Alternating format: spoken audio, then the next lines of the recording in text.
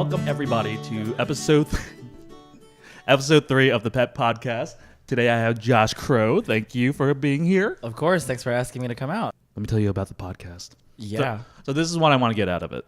So anybody that hops onto it, whether you're the guest, whether you're the host, whether you're a random person just listening in, I want people to just leave basically better off than they came on, right? Right, of course. I believe every single person has something to teach, and we all as individuals always have something new to learn. The only intent I always had was I wanted the audience just to listen in and feel like, oh, these are my friends talking. I'm listening in. This is cool. But talking to you like a week ago, it was literally a week ago. Was it really? Oh, yes, it was. Super Bowl Sunday? Super Bowl Sunday. Yeah. Oh, my God, yeah. We had our conversation, and honestly, like, it opened up a new path for me, too, because you said that, like, our conversation was, like, pretty cathartic, too. Yeah. And I was like, oh, all right. So it actually helps the guests, too, you know? Yeah, totally. The conversations I've been having for the past 2 podcasts have been about friendships. What's a deal breaker? What's a deal maker in terms of friendships? Right. What do you look out for? And when I was talking to Brent, it was basically like, oh, that's such a profound question. What do you find in a friend, right? But over the course of time, you actually start to realize, like, oh, your standards for who you hang out with kind of increase, right? You're not there just because you want a warm body. You're there because you either are a complete person that wants something to give, and you want somebody there that shares the same values as you. So over the course, where are you at now in terms of like who you surround yourself with? And I pretty much... Well, friendship for me is somebody that can challenge me and then also comfort me at the same time. Yeah. Like, you can have fun, but then also like I love to talk. Yeah. I'm great at conversations. Yeah. I love having conversations. Yeah. So if you can challenge me mentally, like intellectually in that sense, absolutely. Oh my God, we can totally get along. But then also, if we want to go out and have a cigarette and like just get fucking wasted, yes, yeah. If I can get that in the same person, you are so my friend. So I guess like appropriate times of things or appropriation of things, you know, like in somebody. But yeah. And I like how we try to keep each other in check too. I mean, I've only known you like... Oh, yeah, no, but it's true, yeah. Yeah. There are moments like, oh, I just want to have fun. It's like, no, you have to be responsible. Yeah, well, I mean, like that whole thing of the other day when you like said, no, you should go and work. That's how you make money. Like, I literally did not want to go to work. And also, I ended up leaving work 2 hours early. Oh, yeah? Did you? It was just bullshit. Oh, like, yeah? I got there and I was like, I knew if I just showed up, it's just going to be... I was not needed. Oh, okay. So I was like, all right, no, I made a couple dollars today. It's fine. So Will checked me in. Well, I mean, you still made money. And I did. And here's the thing with me. I never want to be a negative influence on anybody, you Right. know? Like if like No, God forbid, like you came to like so story is Josh and I planned on like doing a same gym class together at our local 24-hour fitness. It was a Zumba class that day, and it was a weightlifting class on a Wednesday. And Josh was like, all right, are we doing this? And I'm like, yeah. Well, that wasn't how it went down. He was like, are we doing this? I can skip work. And I'm like, no, man. No, you got to make that money, man. You got to make that money. And, like, immediately reading your text, I was like, yeah, he's right. All right. And I literally just put pants on and just left the house. I was like, okay, I guess I'm going to work. Well, that branches off to 2 things I want to talk about. Like, in terms of friendships, the thing I look out for is, okay, does this person have my best interest in mind? And that's the same thing with the people who also employ me and the same people who either are trying to support my passions, right? Totally. And then on the second topic, it comes down to like, you have to do the right thing. We're all smart people. We know what's right. We know what's wrong, right? We don't necessarily always do what's right. At least for like sometimes for ourselves or, and when you're on your game during those months when you're in the zone, you're taking care of yourself, you're pursuing your goals and dreams, and then a moment pops up where you just don't want to do something that you're supposed to do. How do you stay on track? Good question. Because I think I'm actually at the point where I'm still sort of figuring that process out. Which is totally fine too, because Right. I'm getting closer to finding that out. Right. And what I was talking about before was that my strategy is this. It's not about the big wins. Everybody wants, like, say you have a goal in mind. Say you want to get a part. Right. Like a big part. So Josh is an actor. I should probably. Oh yeah. Yeah. I think sorry guys, we didn't do intros. Well, here's the thing. It also relates to this thing too. Okay. It's all about these incremental growths. Right. It's not all about getting everything perfect right away or becoming this. Like, so say for you want the big role. You want to be in a show that you really love with work with people that you really love, with writers and directors that are top level, right? That's what you're going for. Yes. And I don't know anybody who's able to just do that overnight. That just like decides to become an actor and then all of a sudden get that role right away. Yeah. From my experience of who I've met and who, not even in acting, but in music, in any sort of art form, it takes time. Nobody sees the hard work that you put in, right? And so you're not going to get that big win overnight. It's not realistic. No, definitely not. I mean, it's been a 7-year journey to be where I am now. Wow.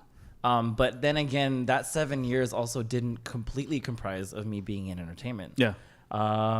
It was a lot of, I mean, and then again, I have to like give everybody like a bit of a backstory here. Yeah. My family had a complicated sort of relationship with my mother's maiden country. Yeah.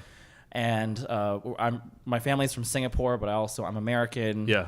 And if you had a dual citizenship. Yeah. And if you know that whole thing, in Singapore, it's a conscript army. I Yeah. somehow ended up having to go serve military. Yeah. So I left the house when I was about 16. Yeah.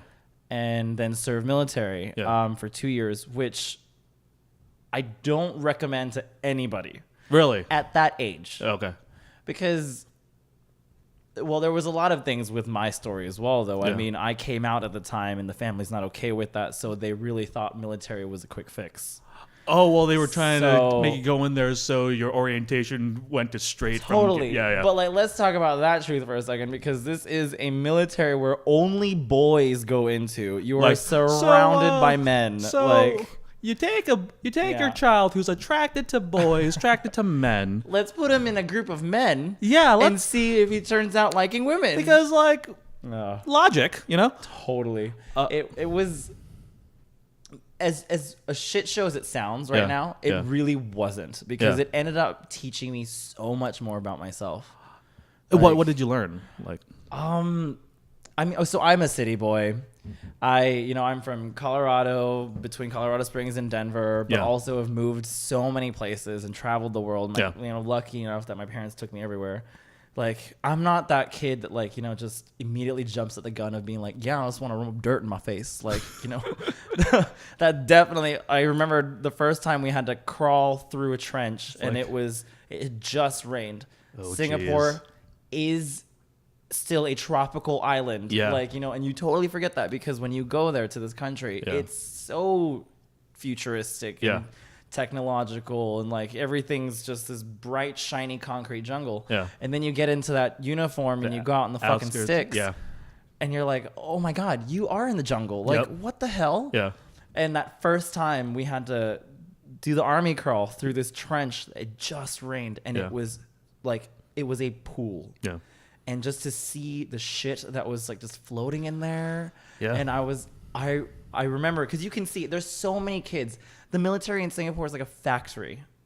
Like, it's a process. They just got to get these kids through it. And that's the mentality it kind of really is, though. So is it not kind of, you're not building these kids into, like, I guess, disciplined? It does that because that's the military format. Yeah. At the end of the day, no matter how you go through that process, it's going to happen, especially for a country like Singapore. Yeah. Their main focus for most children is education. Yeah.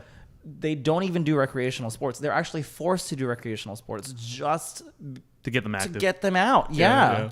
And like, literally this morning I was on Facebook, and somebody just posted a letter that a teacher had sent to the entire school just before their exams. And I want to meet this teacher in Singapore now. Yeah. Because she or he completely addresses everyone saying, "Dear parents, your children are just about to take these exams. Can we please be reminded that there are some children in this group of people that are going to be the artists, that are going to be the next president, that are going to be this. And then she explains that artist does not need to know math. That president does not need to know chemistry. That historian is not going to need to know, so on and so forth.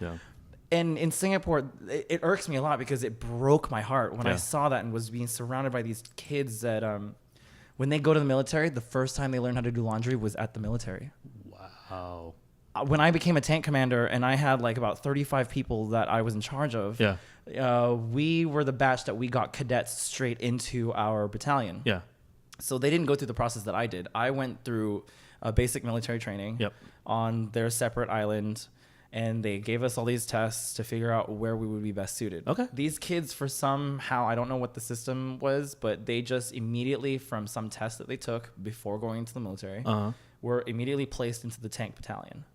So they were already, like, I guess, either intellectually there or physically capable. They were properly suited for they that. were just suited to be working in armors and tanks and everything. So I'm getting these fresh kids, like they were 17, 18, just finished school. Just out of high school. Really. And, when you go through as a commander, you got to check the barracks. You got to make sure everything's clean and proper and whatnot. And I remember that first week, it was a shit show. Like our entire floor was just, they didn't know what to do. Because they never were put through that type of training. Absolutely. Like, I mean, and it's... And were you in the same sort of situation before you entered the military? Were you also kind of raised that way where you didn't have those skills? Yes and no. Because my father is U.S. Air Force. Okay, so he already taught you. Like, I grew up in a privileged family. Like, my parents are very wealthy. But at the same time, my dad still had that thing in him that was like, no, I have to, like, instill, like, actual discipline to these kids. So, like, I got my first job when I was 14. Had to, and he literally would have cut us all off on our allowances if we didn't. You have to learn. You got to learn how to make your money. Take care of yourself. Because my dad came from nothing and built the millions that he did. So that was, and I really appreciate it. The mentality of that I so owe to my father. So that's awesome. But yeah, like it totally, bringing it back to like it totally baffled me that these kids, like, they didn't know how to shave. I had any of those skills at all. No, I had one kid, he needed to look clean, and I was like, why are you not shaving in the morning? Like, you literally look like a construction worker. Well, they don't. I don't think they understood what clean and pristine or presentable meant. But and these little things though, like, as adults, like that's where I am so confused. I'm like, okay, all these kids grew up not knowing all these things, but they have the parents that know exactly what that is. So where's that disconnect that they don't see that the parents are doing something like that? And that's the interesting thing too. I don't know if it was because my parents were Americanized or not, I mean, but I think they would have taught that anyway if we still lived in China to make sure the house is clean, make sure you take, like, you basically, like, made yourself presentable. But they were also the Tiger and Dragon parents that, like, wanted you to become a lawyer or a doctor. Same. I mean, I was raised to be a pilot. So, like... And you're constantly, making sure you get really good grades and things like that. It sounds like, at least in this scenario, the focus has all been about grades or all about, like, being book smart, And, obviously it's a balance, but I think, like, even... And, I mean... Obviously, I could be wrong. I'm not a anthropologist. Yeah, that's the thing. Like, I just want to put it out there. Like, I still also don't know most of the facts. Like, I literally was in that country as an outsider. But this is from your experience. Yes. And let me preface with that. Like, we're speaking from our own experience, and we're not really speaking in general, based on our own observations too. I'm in animation. We're both in entertainment. Right. I'm not a doctor, but I'm reading into, like, a lot of nutrition and, like, the keto diet because I'm trying to focus on that. Are you mainly acting, or, like, are you also doing other things around entertainment, like writing? I mean, at this point, it's pretty much everything. With our group, like with Jack, we're talking about so much. Like, at Super Bowl, we were talking about that thing. This is a great concept, so we're developing that. I am also now partly writing with Jacqueline another feature. Cool. But with my series, that's pretty much the reason why I'm, like, on the map, if anything. I do a lot of marketing and promo for them. That's awesome. Yeah. So somewhat becoming an AP, like, associate producer, loosely. Like, we just got booked for season 2, which is beyond. Like, I think it's something that we've all been pretty really awesome. praying. Yeah. Because not a lot of like series even make it past the pilot. Yeah. Yeah. So that's a big deal. So yeah, I mean, we got, and also it's a political piece as well. Yeah. Like, I mean, just to let you guys know, it's called People Like Us, but it's the first gay series of Singapore. I feel like I've seen a lot of, at least from your Facebook, like a lot of promotions on that. Like I said, I do all the marketing and the promo. Yeah. So. And that's next Thursday or Thursday the 15th of February? Right. So on Thursday, I will be doing a talk show. Yeah. Facebook Live talk show. Okay, cool. So we're pretty much just going to be promoting. So I should make sure I get this up sooner than later. Yeah. Okay. Which reminds me, I should be posting something about that today. I totally forgot I need to promote that one. Honestly, like that's a great thing about, because you're still, like, as an actor and with all these projects that you have, you're also an entrepreneur. Like, every single person that's been talking so far is an entrepreneur, and it's a very difficult thing to do. Like, it's a very brave thing to do, for one thing, because you're not in that security of a 9 to 5. God, no. Yeah. But I kind of fell into it. Like, Yeah. I still, that's one word that I don't necessarily associate myself with a lot. Entrepreneur? Yeah. I mean, I think about it a lot where, like, I did with my cousin, it was her cafe. Yeah. But I mean, I was pretty much there from the beginning to the end. I know how to start a business as well. And we valued each other's opinions a lot, you know, and I have a passion for coffee. So I literally can, if you have a great machine, I could do a great latte for you. Nice. But we went through like years of like, tasting coffees and like, tasting even the milk. Yeah. Like, it had to balance between the acidity of the coffee. Yeah.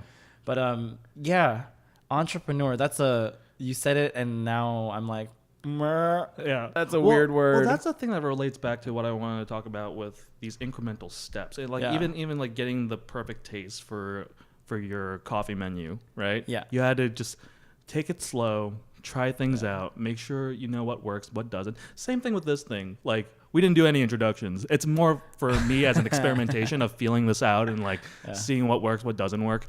It was an interesting thing for me to learn about this entire process too, because after Brent, it's funny. During Brent's like talk, I was like looking at the audio recorder. I'm like, that red button is not on. Oh no! But we have the audio from here, and I'm like, you know what? It's all part of.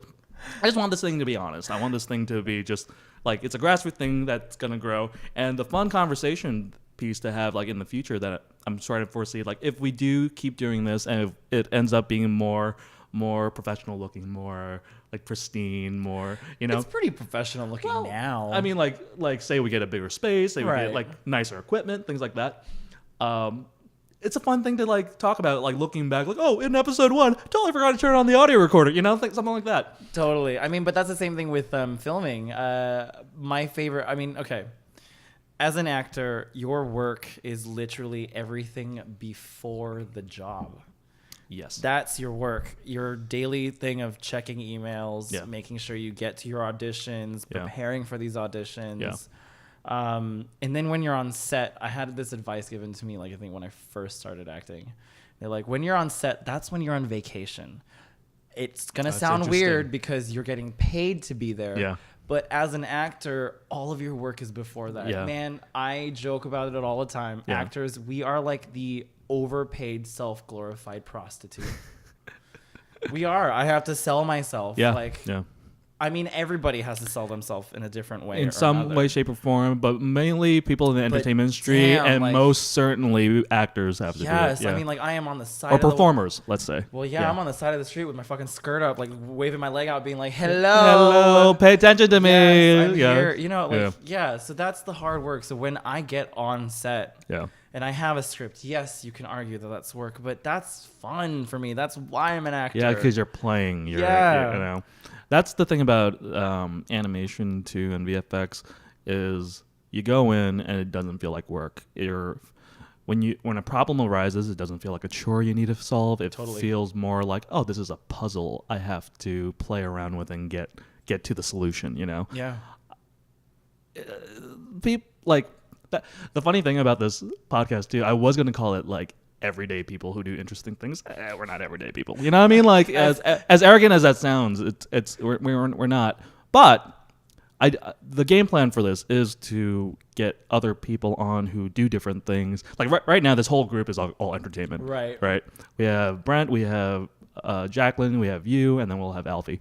But we'll see how this goes. If I edit it really well and it looks really good and sounds really good, I already have 3 people lined up that are in the health and the health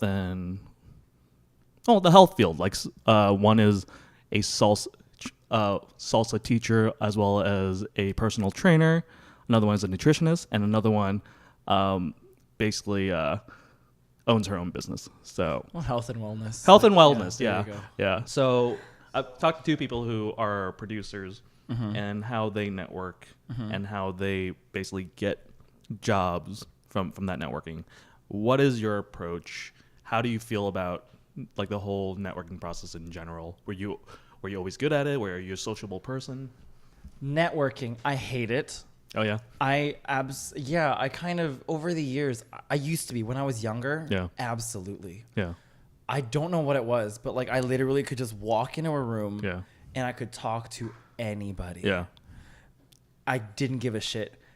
Even if I knew I was lying straight through my teeth. Oh yeah. I know there are moments, and I'm pretty sure if these people in Singapore, thank you, and London and Australia, like if you were watching this, oh yeah, totally Google this shit. You can probably call me out on half the crap that I said to you. Yeah.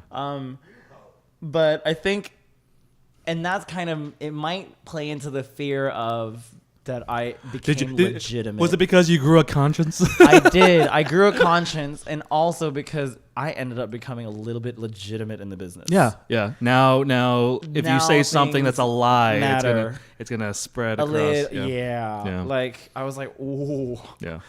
Well, it makes sense Watch yourself. It makes sense for someone starting out that you're trying to do. I'm not defending it. I'm just saying it makes sense. Yeah. And you're trying to like do whatever it takes in order to get a gig or whatever. You know? But I was so young and naive. Like I said, I moved. Or did you do it for shits and giggles? I really did. I think I moved when I was 16. I was partying like hard with like guys that are our age now. Yeah. At that age, pretending like I was their age. Yeah. Because I was a complete foreign kid that had no friends, and the only thing I knew was, why don't I act like an adult and just go out to a bar? Well, from what it sounds like, you were kind of amusing yourself, entertaining yourself. 100%. I was being a total dick and drunk the whole time, but you know. Now, do you think it's the way you approach it now is like, okay, now this is work. Now this a little bit, and that's probably why I kind of hate it. Yeah. So like, if I go to an event that like I know I don't really know people there, it does give me a lot of anxiety because I think it gives a lot of people anxiety. Yeah. It's just that small talk. Like you have to go through those first 5 questions that you like. Oh my god, it's like a fucking tape recorder. You're just like, well, hi, what do you do? Like, well, the moment I hear that, it's kind of like, okay, let me try to like change it into something that's a little bit more fun. Like, oh, what are you excited about? Like, what's coming up that like you know, and just kind of get to a point where we don't talk about business. We don't talk about work. Right. Let's talk about something that like interests you and interests me. Sure, your work might interest you, but you can do that during like work time. Right now, let's talk about the game. Like, did you watch the Super Bowl? Or let's talk about karaoke. Do you karaoke? Yeah. And I was what we mentioned before was like, I think that's one of the deciding factors on why we like all our entire group likes each other so much is our sort of answer to karaoke. Like if you ask the question, oh, do you karaoke? You could either get a few different answers. One could be, well, I just need to get drunk in order to do it. That's already a no.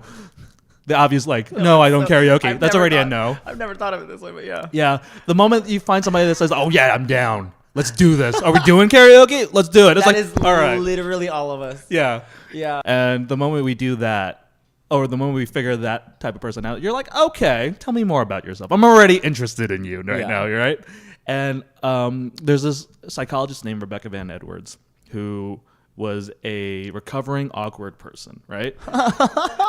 And she, on a scientific level, started discovering like human quirks and what makes certain people tick and what makes certain people more popular than others, where first impression factors into what somebody feels about another person. And she was saying that as long as you can find something you like about another person, that things come really easy. Yeah. For me, I use karaoke as one example, but it could be about anything. I mean, in the last year, I learned that I actually am a very shy person. So that kind of, now the knowledge of that threw me off a little bit. Oh, that self-awareness kind of like messed with you. Because like I've been told by so many people my whole life that I've always been the very outgoing person. Yeah. But it never really settled in my head. I was like, that really doesn't sound right. Like, well, you can be good at being outgoing, but not necessarily an outgoing person. Yeah. You can give me a script, or like if you tell me that I have to go sing a song in front of 15,000 people, I'll be a little nervous, but it's not going to intimidate me to the point where like sometimes, and Jacqueline has been a witness to this, I go super stupid sometimes. Yeah. Like my first big red carpet in Hollywood, I got to walk down the carpet at the Egyptian. Yeah. And I'm so, oh my God, I'm still also like dreaming. I can't believe I've done it. It's surreal. Yeah. It's so surreal. Yeah. You're not even. Yeah. When they like. There. You're. You've done carpets before that, you know, like you said, everything is small steps. Yeah. But this is like the biggest one I've ever done. And when you have like a board with your name on it with somebody like walking your name down the line. That's pretty cool. Before you do. Yeah. But yeah, so Jacqueline was behind the cameras on this interview. Yeah. Oh, look at her. She's creeping into the room. Okay. Hold on. She's going to love... She's going to really love this story because I know she loves... There she is. She's here watching. Do you remember Perry Chen? So... Who's Perry Chen? Okay, first of all, I am a huge fan of him, but I can never remember the movie's title. Like, oh shit. See, this is why Jack and I are friends. What's it about? Okay, it's... First feature, and it's a first for a lot of things. It was like the first UCLA thing. Well, no, it was the first fully Asian cast. Okay, cool. On a network, like a major network in America. Yeah. MTV, and it was also MTV's first acquisition as a feature. Interesting. Yeah, so this movie has history beyond history, especially for the Asian community in entertainment. And portraying Asians as people rather than caricatures. Yeah. I'm on the red carpet doing my interviews because people like us. And that's something, I mean, this past year has been incredible. Awesome. Okay, just to then give you better luck tomorrow. So that's the film that I'm talking about where Perry Chen is the star. Yeah. But just going to backtrack a little bit because I need to give you some history. Okay. Why I got to do these carpets was because people like us, we've now been at over 17 countries at multiple film festivals. We've been nominated, I think, 20 something times as well. Wow. And we've won 4 awards. That's it?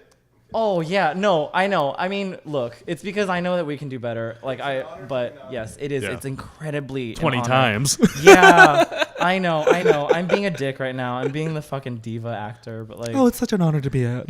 Which it is. Oh, just that, but that's pretty. I think my mom. That's pretty baller though. It's like 20 times and then like winning 4 awards. Yeah, it's a big deal. So we're walking the carpet because of that. We got noticed by the LA Asia Pacific Film Festival here, and we were screening there. Anyways, so Perry Chen is talking to Jacqueline because she's a fucking boss. She can talk to anybody. She is. I was a fan and just was like, I really want to talk to him. Mm-hmm. Mind you, I've had a couple drinks in me, okay? Yeah. And like, I don't know what happened, but I just went so stupid. And I think this was verbatim. What came out of my mouth was, "Oh, hi, I'm Josh. It's so nice to meet you. I'm such a huge fan. You what you did is something I cannot do if you did not do it first." I mean, wow, you went full fanboy. Full fanboy. But he's not even that famous. Well, here's the thing. And I feel bad for saying that. Sorry, Perry. No. Well, he's really. It's true. He'll say it himself. He's really relevant to what you love and are passionate about. And when it comes to that, of course you're gonna get nervous. Totally. Of course you're gonna just kind of go blank. And Leon, my writer and director for the series, he was with me that night, and I told him about what happened, and he kind of did explain to me about that one. He was like, no, it's because what we're doing is incredibly poignant to our culture. Yeah. And what he did was incredibly poignant to our culture. Yes. It's relevant, and exactly that's why you went crazy, because, you know, like, I still cannot believe that I am the lead of the first of something. Like, that's just... And also, here's a fun fact. Yeah. That actually was my very first film project I've ever done in my life. I've been a theater performer for years before that. And Leon cast me in this fully knowing I've never done any film work before. Yeah. And now we're taking the world by storm. But and the thing about being a theater actor too is I feel like, I'm not coming from a person that's not an actor. I feel like you have to, I feel like there's a lot more, I'm going to say something stupid. I feel like coming from you're put in this position where you have to perform live. Mm-hmm. So, and I feel like it's a little bit, correct me if I'm wrong, is it more fast paced? Where you have to remember your lines because you have to perform. You're put in this situation where no, it's so different. Yeah, I've had this discussion with many people. Yeah, very different arts. Yeah. The only way I can maybe answer this is like just telling you my preference. I much prefer film. Yeah, I think film is actually a lot more fast paced than theater. Okay. Theater, at some point for me, gets mundane. I am in rehearsals for weeks before doing the same script over and over again. Yeah. And yes, every day you're working on something different. You're working on blocking. You're working on, you know, choreography, movement, and all that stuff. Mm-hmm. But with film, it's so much more real because in theater, you have to perform just as well as the first row and the guy in the 40th row in the back. Mm-hmm. You know? And that kind of is where the art of theater is. If you can balance between that, looking big without looking overly exaggerated for the front row. So you don't look like a caricature. Absolutely. Yeah. That is an art. And I totally applaud people for that. My theater performances, you guys, like I was doing legit shit when I was a kid. Yeah. Like I've been in Les Mis. I've been in Aladdin. Yeah. I did a lot of musical theater. And then when I became an adult, I was too big. Oh, okay. So... what works for a kid doesn't work necessarily if you're an adult. Which is funny because I ended up doing only kids shows. Ah, interesting. So I worked for Universal Studios hosting... Well, what I mean is when you work as a kid as opposed to working as an adult. I don't... So all of my kid productions, though, were literally junior casts. Okay. So everyone was junior. Okay. So, like, everyone was the same age group, but it was all these roles. So I played Lord Marius when I was 12. Holy crap. And our, Jean Valjean was, like, 16. Like, so it was all junior. But seriously, like, with theater, like, I got the best reviews of my life during that time. Like, our performance for Les Mis ran for 12 weeks. It was only supposed to run for 3. Yeah. Like people just kept wanting it, and then the theater that had bought us out was like, "Can you guys keep doing this?" Wow. And we're like, "Okay." Yeah, that is wow. Well, I mean that shows how good you guys were, you know? Yeah. Yeah. See, that's also something that I need to work on because I don't. Oh, accepting that you're actually good at what you do. 100%. Well, I mean, I feel like I'm just dicking around most of the time. Well, I mean, you love. I feel like so when you're passionate about something. You tend to be good at it, right? Or when you're doing something you love to do, you tend to be good at it. True. True. Because you're doing it so often, and I mean, it's related back to that comment of when I'm on set, it's my vacation time. You're playing. Literally, and then now like when we're shooting season 2, I get to fly to a different country. I'm like, oh my god, oh my god, so cool. I get to pray. Oh my god. Sorry, that's so racist, you guys. Like you'll learn that I like to bag on Asians. Who the I was gonna say who the fuck cares. This is I don't know the only culture that I represent and I'm trying to bring into the to the world, but like, well, I mean, I keep bagging you, but it's okay. The interesting thing about this is like, I want everybody to be honest on this type of show, and people are gonna say stupid shit, but like, whoever watches it are the right people. Whoever watches it and doesn't take everything so seriously are the right people watching this. I mean, if you laugh at like the shit that I say, Yeah. you'll know Asians are fucking racist. Yeah. So like, let's just put that out there. Ever watch Avenue Q? Everybody's a little bit Yeah. racist. If you think Everyone's a little bit racist. okay, so stop. sometimes. I don't know what the legal. Oh yeah, Afford it if we have I think that was as much snippet as we could do. I guess. All right. But honestly, if you think that you're a perfect person, if you think that you are flawless, Oh, far from it. this is not the right podcast for you. far from it. Ask Yeah. all of my exes. Oh, I am very shit, flawed. That's a line in the sand. Yeah. Yeah. Yeah. Well, here's the thing. It's all about honesty. If you can recognize that you're not a perfect person, if you can recognize that you still have room to grow, this is the podcast for you. That's the whole point of this. Everybody has something to learn and everybody has something to teach. No matter what background that you're from. Like I can have somebody on here who I disagree with on a political level completely. I still understand there's something this person probably had an experience in their life that I can learn from. Mm-hmm. Yeah. So that's where I come from. But that's just me. No, but like, and then again, going back to when we first started this today. Yeah. That was exactly our conversation that Yeah. night. Like and then that now ties in. Wow, we're like making full circles here. Yeah. I'm going to repeat a lot of things over and over Right. and over. But yeah. That's where my term of friendship comes from as well. If I can learn from you and you can Yeah. learn from me, and that's also my basis of any relationship. Yeah. I think it's two people growing together, Yeah. growing closer and growing together. Yeah. You know, like, so I so appreciate all you guys because, my God, you've kept me on my toes. I've never felt more inspired than the past few weeks. So Isn't that crazy? Yeah. Like we've really only got to know each other really well this past week.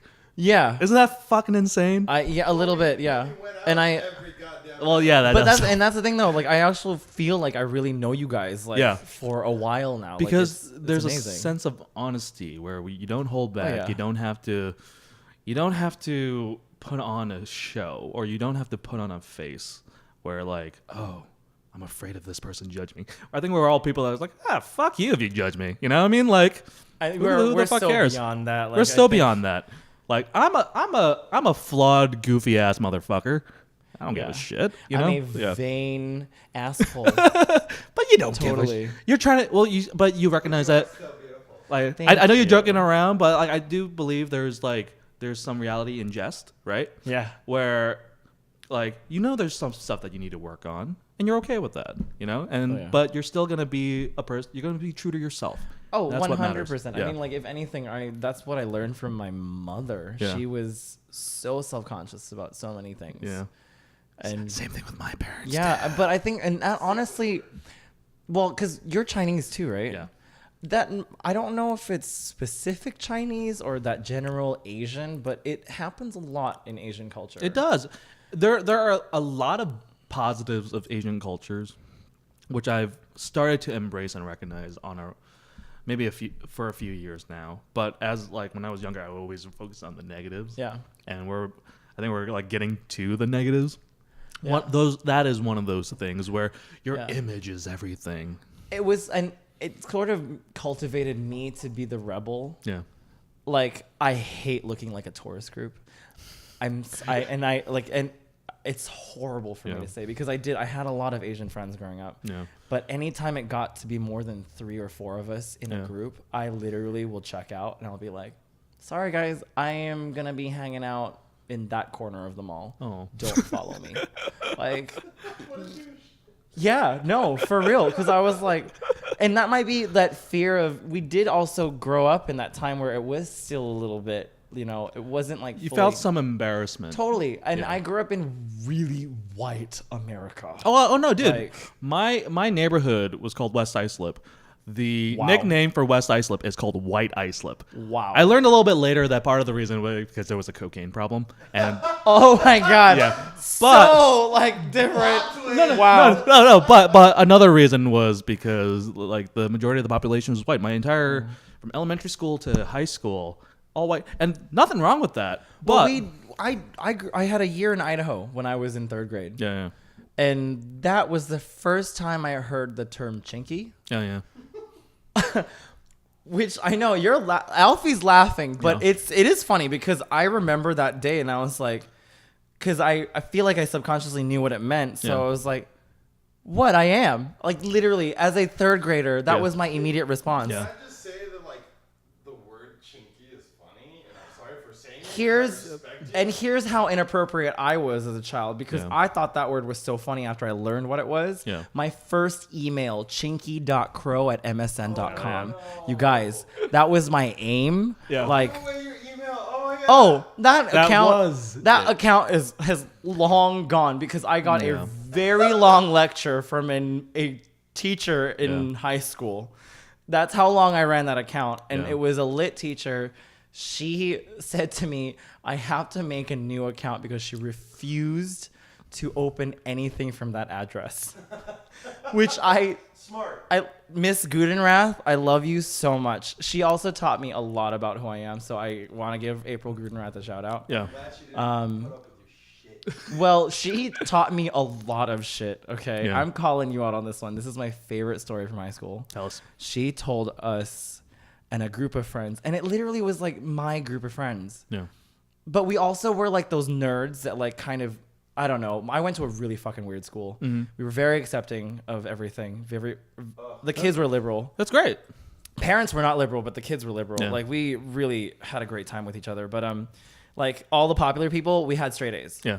That's just how it was. We were also varsity sports. Anywho, April Gudenrath. One day she was like, "You guys all need to stay back because we got to discuss something." And to be honest, we thought we were getting in trouble because we were cheating. Because we were. But no, it turns out, oh my God, I'm telling you, look, it's been like 10 years since I've been in high school, okay? So it's been a while. We really thought we were getting in trouble. Yeah. And we skipped practice. She literally put out a letter to everybody in that school that was like, they cannot come to practice today because we have to have a discussion. She sits us down. We're like all fucking sweating our asses off. Yeah. Like, I don't know what's happening. What's going to happen? And then she pulls on the projector and she's like, "You guys, I just decided that we were going to have fun today." And I was like, "What is going on?" Mm-hmm. She turns on HBO. Yeah. Because this is like maybe the first year HBO had anything online. Yeah. And she plays for us Summer Heights High. What is that? If you know, where the fuck is Jacqueline? This is an Australian, I guess. Okay, so it's so you grew up in Australia for a while. I didn't. Oh, okay. I've just been incredibly exposed to Australian culture through my whole life. But yeah, it's scripted, but this was like, I think the first show that was very self-aware that it was scripted reality. Yeah. And it was based around this one guy who I'm pretty sure is the head producer, writer, whatever. Okay. He plays multiple characters, and it so happened to be part of a school. Yeah. So he plays a drama teacher, he plays a school bully, then he plays the popular bitch. Uh-huh. It's a great series, you guys. If you want to see amazing just acting, writing, and editing, watch this series. Okay. But literally, she was like, "We're going to watch the first 3 episodes of this because I think you guys would absolutely appreciate this. Our lesson is sarcasm, and this is the story." And I was like, bitch just took she just took us out of all things that we were like. I was class president that year. Yeah. I had not only like tennis practice, I was varsity tennis. Yeah. She took me out of every fucking meeting that I had after school. Yeah. Just so that we could have a party. And she starts popping corn in the teacher's lounge. Are you serious? Brings it over. And I was like, what is happening? This is amazing. Yeah. So April Grudenrath, you're an amazing teacher and an absolute inspiration. I have a curiosity. Is she still working at that high school? She is. Oh, okay. She taught my younger brother too. You may have just ratted her out. Just letting you know for the edits because battery's done. Battery's done? Do you have any more battery? Yeah. We have about 15 more minutes. Oh my God, we've been talking for 45 minutes. You thought it was shorter? Oh, yeah. That's nice. It's gone by. Dude, like, I was, like, super nervous to do this, like, this morning. Because you start feeling it when it gets closer, right? Right. And I'm like, it might be a shit show. But, no way. But this is fun. I like it. I enjoy doing this. This is... All right, we're back. Yeah, nice. I mean, from what we talked about that night, I came in with no expectations. Yeah. No, that's the thing. Like, I had to get my brain back to the mode of, like, this is an experimentation. We'll see where it goes. I just got to take a moment mid-podcast. To poop? No, to say, Will Barrett, you're a fucking great host. You are engaged. You have good questions. And I do think what helps is Yes. the guests are really good. You know what I mean? Like, I don't really have to do much work. All I have to do is just like listen to you and ask questions. And we're storytellers. I mean, yeah, like, I know that's fan-fucking-tastic. I love this. But that brings me to like it's our last 15 minutes. I'm like, ask me some more poignant stuff. I feel like I've been rambling on. In terms of poignant stuff, dude. I don't know, like. For the record, we can do longer. We can do longer. Oh, okay. Well, I mean, I just don't I'm wanna doing waste it time. just so I don't keep you guys here if you guys have shit to do. No, you Yeah. know what's happening afterwards. I'm cooking dinner, Oh, nice. so Maybe. I can't because you know who wants alone time. Ha ha ha. What about karaoke? Well, there is no karaoke before it. Never mind. You right. guys, like, obviously we're meeting on Tuesday, right? Like, I don't know. Oh yeah, Mama Lions. I guess You really enjoyed the Oaks Tavern on Monday, right? I did. Monday might have to happen again. I don't want to have this discussion. Well, a certain somebody doesn't want to Has had a few altercations. Yeah, doesn't want to go back. That's the so. word. Okay, we'll move on. I said a certain somebody. I did not put them by. incredibly I did not say their name. Somebody just told me he does not want to discuss it. Okay, all right, fair enough. Fair enough. So, okay, Josh, you and I, Jacqueline, possibly Brent, will go back to the Oaks Tavern. Amazing. Okay, that'll be fantastic. And so, okay, this is something I need to figure out how to balance. Now that you've named everyone who's going, You're the person that I wonder who's left out. Yeah, no. But you're the person who's adding more information to it. It's true. To help people kind of like figure out like who the person is. You are drawing attention to yourself. If you were just silent about it, it'd be okay. But number one rule of improv: don't blame us. don't talk if you don't want attention. Exactly. Now I lost my train of thought. Thanks I know. a lot, I was like, buddy. wait, what were Thanks we a talking lot, about? buddy. I don't know. Sorry, guys. This coffee is so nice. It's really good coffee. I think we might need to borrow your caffeine if you guys want another one. That's fine. I don't think there's any cocoa. No, I'm good. I don't want to use up your caffeine. I swear I'm probably the alky of the group anyway. Okay, so that brings me back to my topic that I want to talk about. Yes. So, how do you balance? So you were telling me that before these past maybe few weeks, few months, you were all work. Go. Now, recently, you've been having a little bit more fun. How do you try to kind of find a good middle ground between that? Because at least for me, I have this worry. Like I've started to develop this sort of structured routine of mine that helps me be really productive. But, and this is just the whole environment of, for lack of a better word, whole environment of hanging out with your friends. Yeah. You tend to just want to hang out with them as long as you can. Oh, totally. Right? It's that like kindergarten syndrome, you know, like where your mom's like, "You got 5 minutes." Like, I and don't you're want to like, go. "I I don't don't wanna want to leave. So like, how do you? Are you at a point where you're able to just say like, no, I gotta go, guys. I can. Yes. Yeah. Recently, in the last few months, absolutely. The first year and a half I was in LA, Yeah. hell no. Yeah, you just want to Because have fun. First of all, I was living in such a shithole. I didn't want to be home. Okay, that makes a lot of So sense. that played a lot into it, and especially like moving from Singapore to LA, it wasn't like my actual decision. It was something that was forced. So like I had to come to terms with that for a bit. So you were in a place internally, not a great place. No, not at all. So I was definitely looking out for any excuse to like To be kind out. of avoid Yeah. those feelings. Yeah, for sure. So I think I had my big breakdown. When you move to LA, you guys, Yeah. it's bound to happen. I think any major city. Especially LA. It's a rough place out here. But like, yeah. and then for an actor or somebody in entertainment, like when you deal with so much fickle, it does build into a point you will break. Yeah. Because you don't know, not necessarily will know what's real anymore. Yeah. Because you are in Tinseltown, everything is sort of put on. And a lot of the people that you meet out here Yeah. fit that stereotype of being fake Right. and not genuine. And it goes back to, I love how you started this whole conversation with friends, because like I've now gone through, I could probably count like maybe about 12 to 15 people in the last 2 years of like hanging out and like just realizing that they're just not good in your life. It's about quality. Yeah. It's about quality. And that's hard to find. But that's why I say, like, it seems like a non-consequential question of like, what do you see in a friend? Like, oh yeah, well, people you like hang out with them. No, you gotta look deeper. Guys, than that. being an adult is difficult. Well, you gotta look deeper than that. Adulting's hard, but yeah, the way I find my balance now,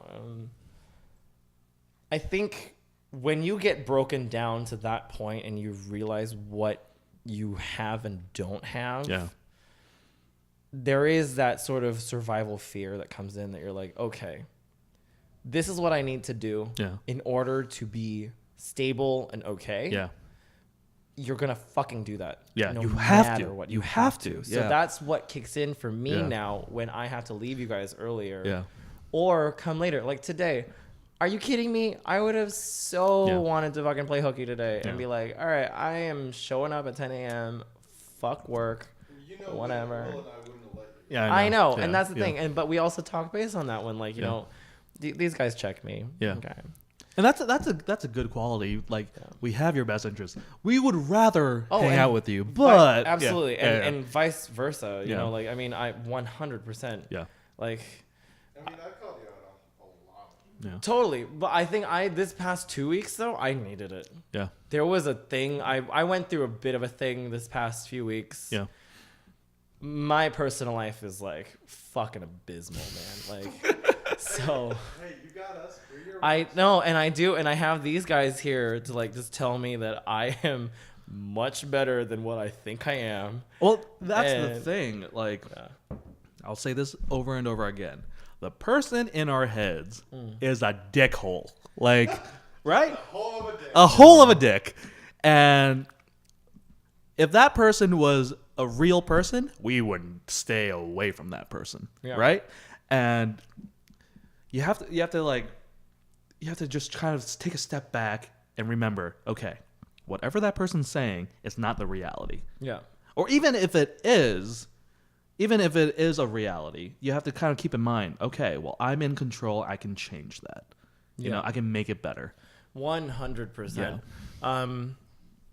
So yeah, that's kind of what happened this past 2 weeks. Like Alfie gave me a fucking bitch slap, man. Oh yeah? Good. Really did. Not a physical one. No, not a physical one. I understood that. I mean, but it was like it was big enough mentally that it did feel physical. Yeah.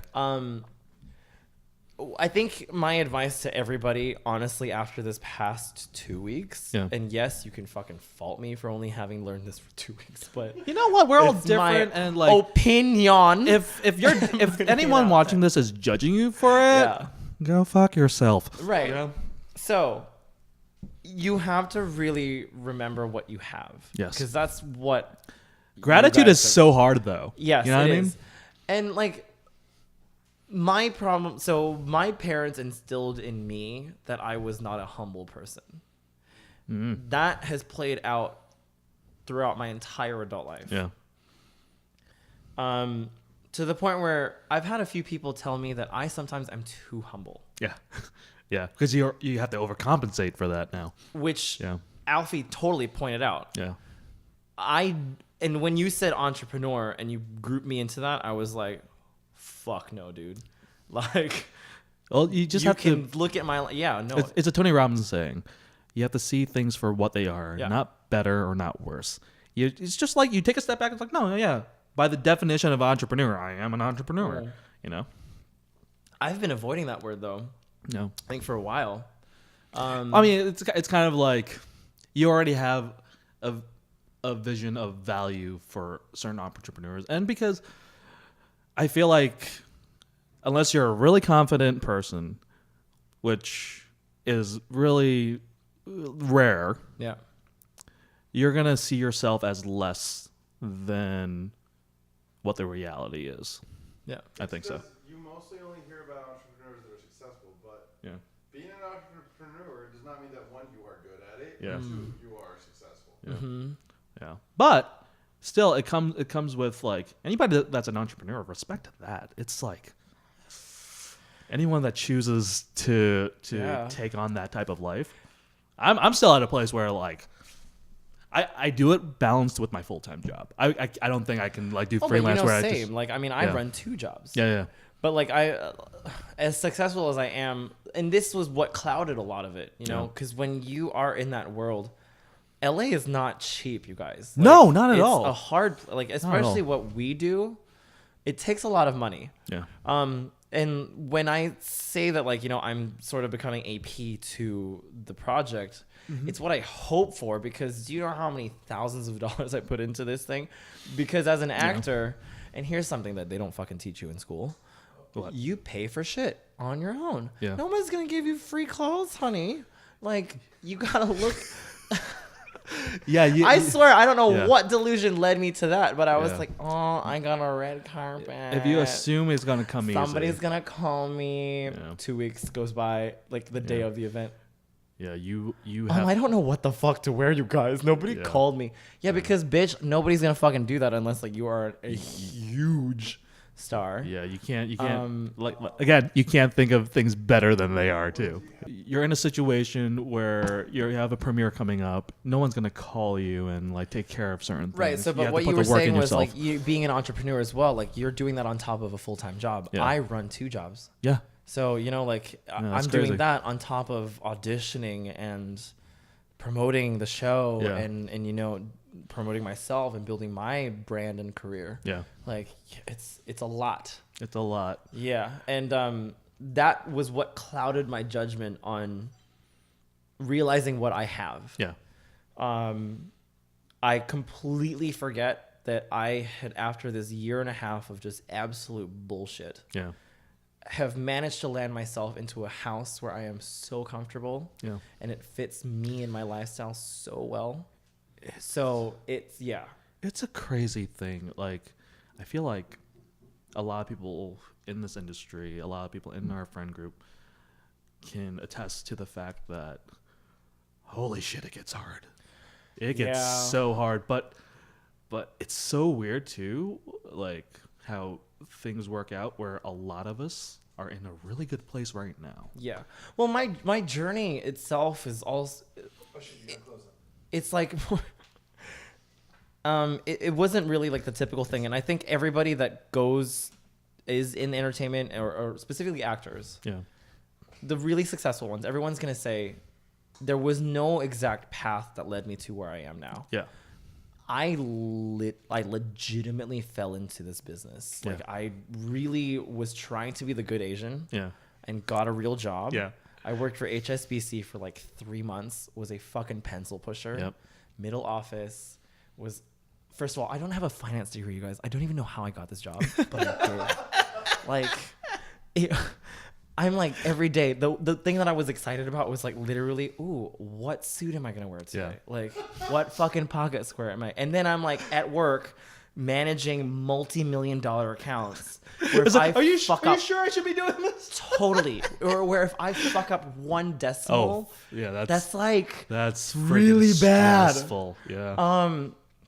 Also, best 3 months of my life that I look back at it now, because I somehow became my boss's best friend. Yeah. And I was taking like 2-hour lunches, Oh man. which the entire office They must have hated you. hated me. Yeah, yeah. I was the pimp in the pink shirt with a blue ascot that everybody effing hated. Well, that's an testament to your personality, and it's kind of like not everybody's gifted with a good personality. Not everybody is, even with practice, can have an amazing personality.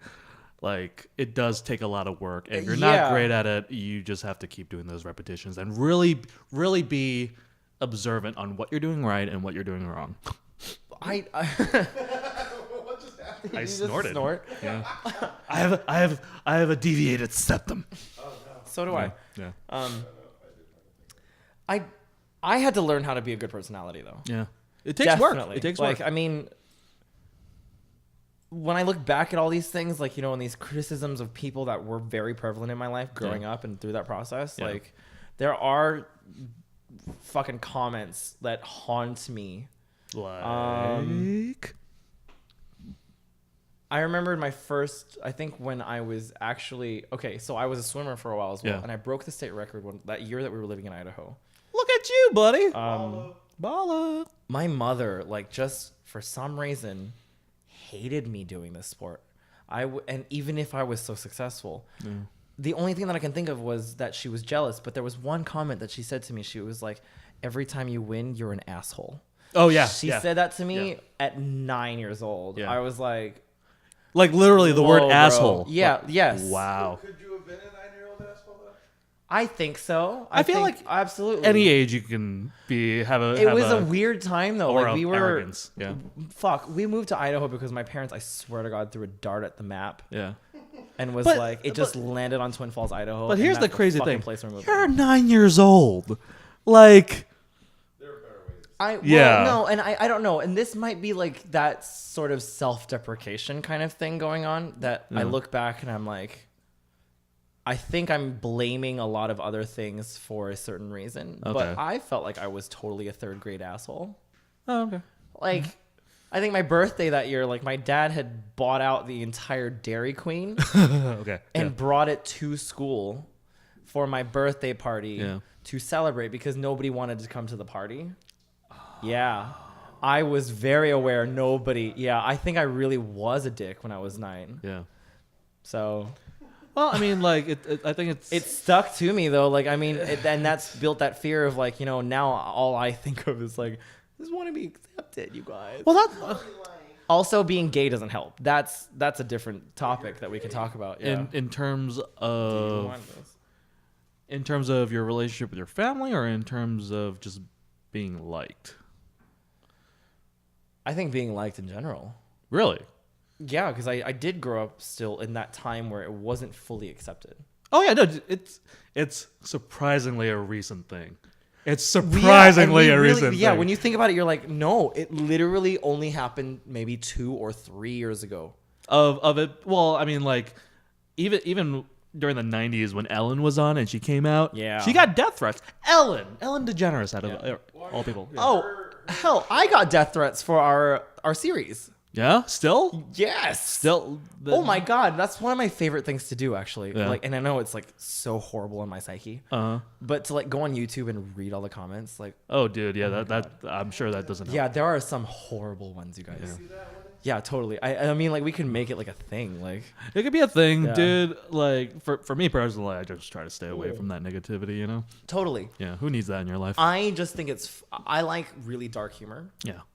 So to see people be creative with their comments like that, it does it kills me a little bit.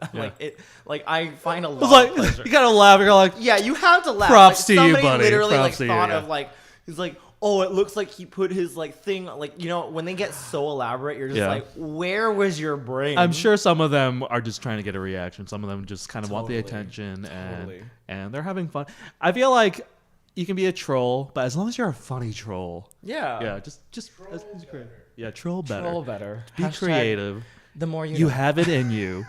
If you're gonna troll, at least step up your game and be funny about it, right? Oh my God.